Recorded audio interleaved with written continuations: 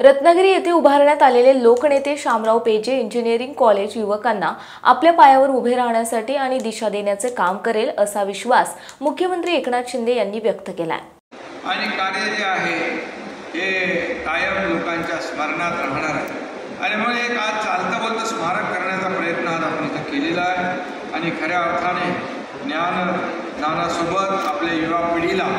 या ठिकाणी आपल्या पायावर सक्षमपणे उभं राहण्यासाठी ही इमारत नक्की बळ देईल असा विश्वास मी या ठिकाणी व्यक्त करतो। कोकणातील विद्यार्थ्यांसाठी कॉलेज मोठा आधार ठरणार आहे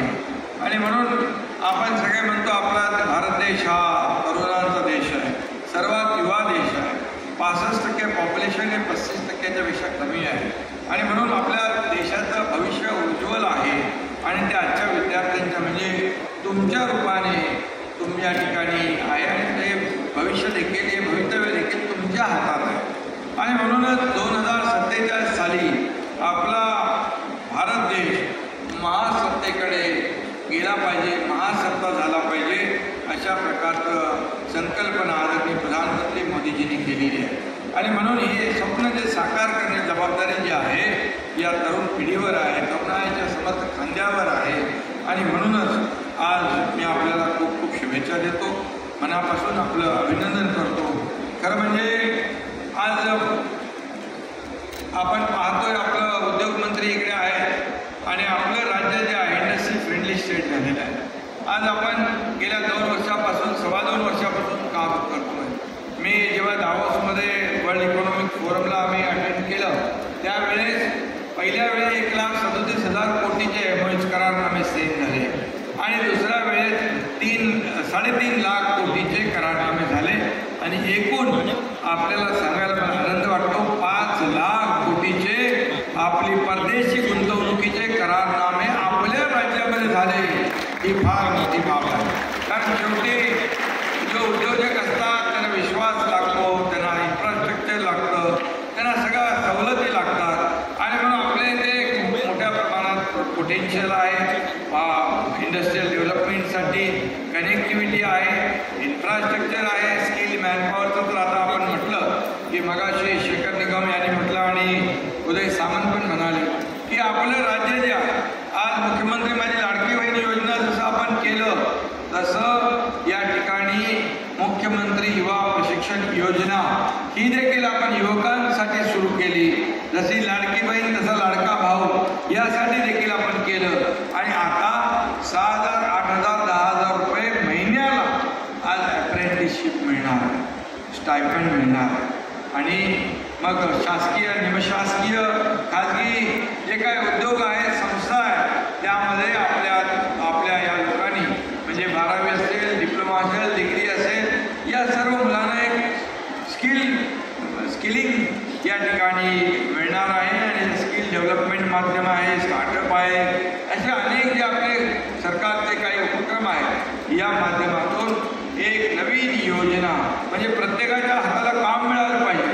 गोरगरीब तरुण बेरोजगार लोक जे आहेत त्यांना काम मिळालं, त्यांना ट्रेनिंग मिळाली, ते येणारे जे इंडस्ट्री आहे त्यांना ट्रेन्ड मॅनपॉवर मिळेल, त्यांना स्किल्ड मॅनपॉवर मिळेल आणि म्हणून ही योजना अतिशय पहिल्यांदा आपण आपल्या राज्यामध्ये करतोय। मुख्यमंत्री माझी लाडकी बहीण योजना पण अतिशय लोकप्रिय झाली, त्याच्यामुळे अनेक लोकांच्या मध्ये पोटदुखी सुरू झालेली आहे, ती जाऊ द्या, त्यांचा इलाज आपण करू नंतर। पण मुख्यमंत्री माझा लाडका भाऊ पण म्हणाले, मुख्यमंत्री माझा लाडका भाऊ पण आपण आणला। या ठिकाणी मी आपल्याला एवढंच सांगेन, हे सरकार सर्वसामान्यांचं, हे सरकार गोरगरिबांचं आहे आणि या सरकारमध्ये उद्योजक आहेत, व्यापारी आहेत, सगळे जे लोक आहेत त्या सगळ्यांसाठी आपण मोठमोठ्या योजना करतोय। मुख्यमंत्री एकनाथ शिंदे यांच्यामुळेच रत्नागिरी हे शहर एज्युकेशन हब होत आहे, याबद्दल पालकमंत्री उदय सामंत यांनी समाधान व्यक्त केलंय। महाराष्ट्रातली पहिली घटना आहे आणि याचं सर्व श्रेय व्यासपीठावरील राज्याचे मुख्यमंत्री एकनाथ शिंदे साहेबांना जातं। याचं कारण असं आहे की मी राज्याचा उच्च व तंत्र शिक्षण मंत्री होतो आणि उच्च व तंत्र शिक्षण मंत्री झाल्यानंतर मी एक स्वप्न बघितलं होतं की या रत्नागिरी जिल्ह्याला, रत्नागिरी शहराला एज्युकेशनल हब बनवावं। ज्यावेळी रत्नागिरी शहर एज्युकेशनल हब होईल अशा पद्धतीची मी घोषणा केली होती त्यावेळी माझ्यावर अनेकांनी टीका केली होती, अनेकांनी माझी बदनामी केली होती, परंतु 2.5 वर्षामध्ये माझ्या हे लक्षात आलं की जी बदनामी केलेली होती, जी टीका केलेली होती खरी होती, कारण मी फक्त सांगितलं होतं की मी उच्च व तंत्रशिक्षण विभागाचा मंत्री आहे आणि मला एज्युकेशनल हब बनवायचं आहे. पण उच्च व तंत्रशिक्षण विभागाचा मंत्री पालकमंत्री केलं आणि जे रत्नागिरी जिल्ह्याच्या विद्यार्थ्यांचं स्वप्न होतं एज्युकेशन हबचं ते खऱ्या अर्थानं पूर्ण करण्याचं काम जर कोणी केलं असेल तर मुख्यमंत्री एकनाथ शिंदे साहेबांनी केलं, हे मला आवर्जून या ठिकाणी सांगितलं. मला आठवतं राज्याचे मुख्यमंत्री म्हणून आदरणीय एकनाथ शिंदे साहेब पहिल्यांदा आम्हाला आमदारांना ज्यावेळी भेटले सकाळी 7ची वेळ होती आणि साहेबांनी मला सांगितलं की तुझ्या मतदारसंघामध्ये तुझ्या जिल्ह्यामध्ये तुला काय पाहिजे हे मला जर सांगितलंस तर मला ते 15 मिनिटांमध्ये मंजूर करायचं आहे.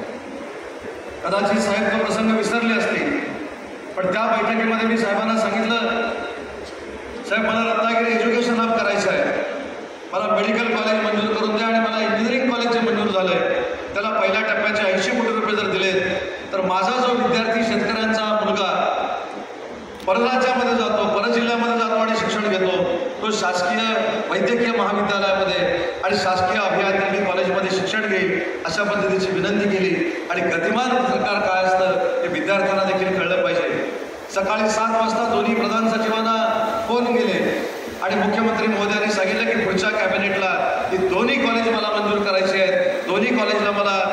पैसे मंजूर करून द्यायचे आहेत. रत्नागिरी शहरातील थिबा पॅलेस येथे उभारण्यात आलेल्या शामराव पेजे इंजिनिअरिंग कॉलेजच्या उद्घाटनासाठी आलेले मुख्यमंत्री एकनाथ शिंदे, पालकमंत्री उदय सामंत, आमदार शेखर निकम यांच्यासह व्यासपीठावरील सर्व मान्यवरांचे पुष्पगुच्छ देऊन स्वागत करण्यात आले आणि एक अतिशय देखणी इमारत उभी राहिली असल्याचं दिसून आलं.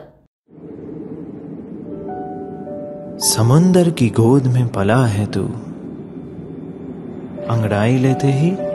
लहरें शुरू, आज यौवन की मस्ती छोड़, ले चलता हूं तुझे एक नए मोड़, आजा तुझे माँ पुकारे अब, छेड़ देते हैं बीच से कुछ शरारत हंसी, गले लगा ले उसे ए फकीर, इंतजार कर रहा है तेरा तो, चल दे देते हैं उसे फसल की खूबसूरती तो, आजा तुझे माँ पुकारे अब, उन्हें भी देनी है एक नई पहचान, आजा तुझे माँ पुकारे अब. फिनोलेक्स पाइप्स पहुंचाए पानी को अपनी माँ के पास.